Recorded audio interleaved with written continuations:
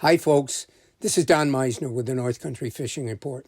You know, in thinking about what I wanted to tell you about today, I was thinking about how in my life, every single person that I have gone fishing with, and believe me, that's spent a lifetime.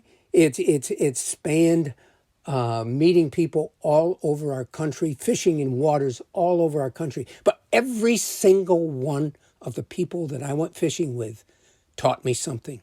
Whether it was about how to bait a hook or how to cast better or how to look over in a corner and find a place where a fish might be, or it might have been just how personal fishing really is. To every single person that goes out there and wets a line, fishing can mean something different.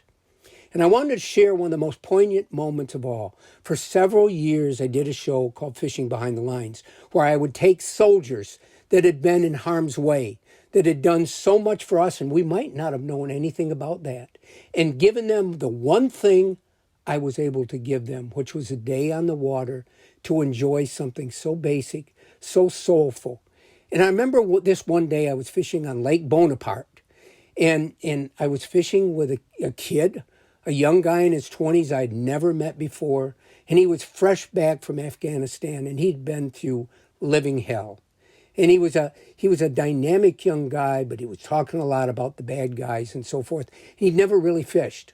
He grew up in the city. He had never really fished. And I remember this moment in time when he brought a fish in. It wasn't a great big fish. I can't even remember whether it was a bass or a pike, but I think it was a small bass. And I remember the change that came over his face and the look that he was projecting, not to me, not to the camera, but to the life around him as he held that fish and he stroked it ever so gently. And it was just an amazing thing that I'll never forget. I've forgotten his name, but I'll never forget that moment because that fish represented all the goodness and all the joy and something that he could protect.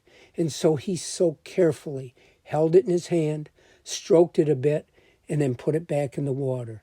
And then he looked up, and it was a different young man that I saw, somebody 10 years younger that hadn't gone through all that hell yet. And fishing had brought that to him. And I wanted to share one other thing. My buddy Russ Eddy that comes on and helps me do radio shows so often.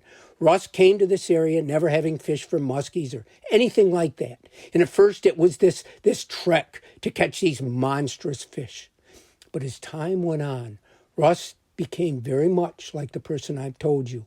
All his tough life of representing death row inmates and his law profession out in the Midwest, all those things that he had been through, all of a sudden, he became the protector of a species. No longer was catching the fish important. No longer was boating it and holding it up for a picture important.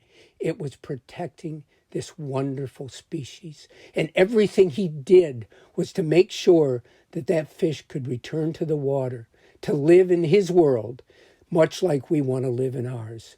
And I've seen this change, and this change represents what fishing can bring to our souls. Until next time, folks, this is Don Meissner with the North Country Fishing Report.